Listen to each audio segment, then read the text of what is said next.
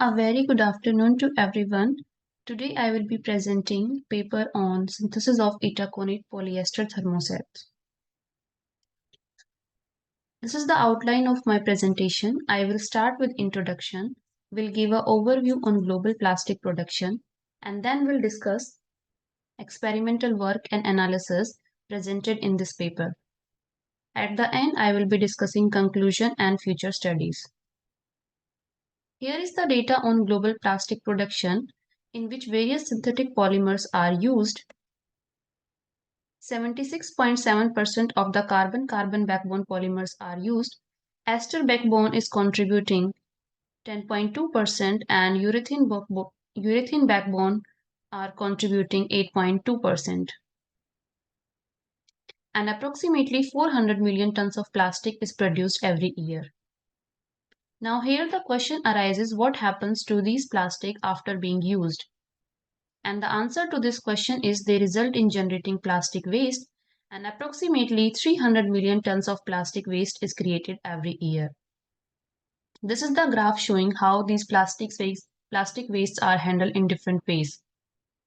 For the year 2019, majority of the plastic waste ended up in landfills, causing environmental as well as human health concerns. Therefore, researchers have explored, and in the recent years, these synthetic bio-based and petro-based polyesters are getting attention, and they are used for various applications because of their non-toxic and biodegradable nature. However, these are expensive and their synthesis require catalyst and toxic solvents. Sometimes fillers are also needed to tune their properties. The authors have also mentioned some other kind of polyesters which are based on polyols and polyacids, and these polyesters are synthesized without the use of any harmful without use of catalyst and any toxic solvents. And they have diverse applications in elastomers, biomedical field, and they have also application in coatings. So this paper highlights the synthesis of polyitaconate polyester, which are synthesized using itaconic acid, propanediol, dodecane acid, and these are obtained from bio-based precursors like corn and palm oil. So moving into the result and discussion of this paper, here is the synthetic scheme by which these itaconate polyesters are formed using itaconic acid, 1,3-propanediol, and 1,12-dodecane acids. These monomers are treated at 150 degrees Celsius for 5 hours, and a total of 3 samples were prepared by varying the molar ratio of dodecane and itaconic acid. Then these itaconate polyesters are cured by using dicumyl peroxide at 120 degrees Celsius for 12 and 24 hours, and they have used different amount of dicumyl peroxide content for free radical cross linking, and a total of 24 samples were prepared. All these structures are characterized by 1H NMR and FTIR spectroscopy. The peak around 1680 centimeter inverse suggested the incorporation of itaconic acid in the polyester structure, and the peak at 1725 centimeter shows the formation of ester bond. And here is the 1H NMR spectra of one of the oligomer. The two protons in the region 5.75 to 6.5 shows the presence of these two geminal alkene hydrogen and confirms the incorporation of itaconic acid in the structure. Then molecular weight of these oligomers were calculated by gel permeation chromatography, and It was found that molecular weight increases with the increase in dodecandioic acid to itaconic acid molar ratio, and that is why S1 has highest molecular weight. Dispersity was also calculated, and all the three samples have approximately similar dispersity, showing the uniform distribution of molecular weight. Then thermal analysis was performed to determine the melting point and glass transition temperature of the cured films. So differential scanning calorimetry analysis is a technique to determine the temperature to determine the glass transition, crystallization temperature, and melting temperature of the material. And here are the DSC thermograms. Here are the DSC thermograms for the cured films. All the cured films exhibit one glass transition temperature ranging from 9 to 21 degrees Celsius. And increase in the itaconic amount increases the cross-linking, and therefore the cured film nature changes from semi-crystalline to amorphous. So if you see this first thermogram, there was no crystallization temperature for S3 sample, and there was no, as well as there is no melting temperature found for S3.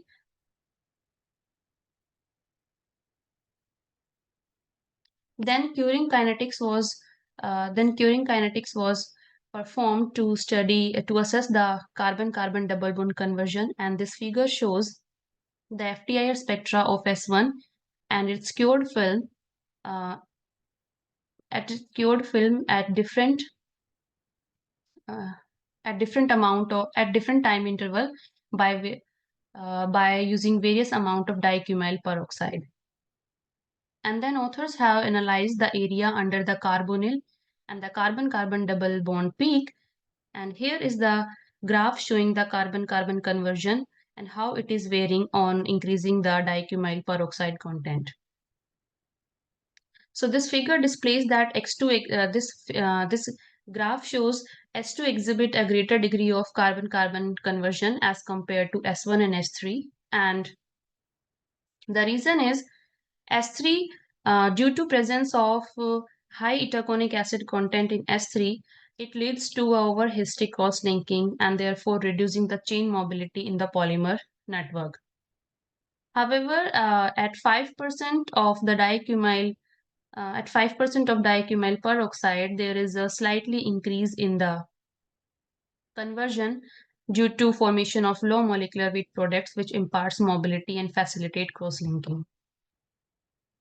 Then mechanical properties of these cured films were studied to determine the strength of these material, and it was found that S3 exhibited high tensile strength due to extensively cross-linked structure, and these results are in accordance with the carbon-carbon conversion graph as well.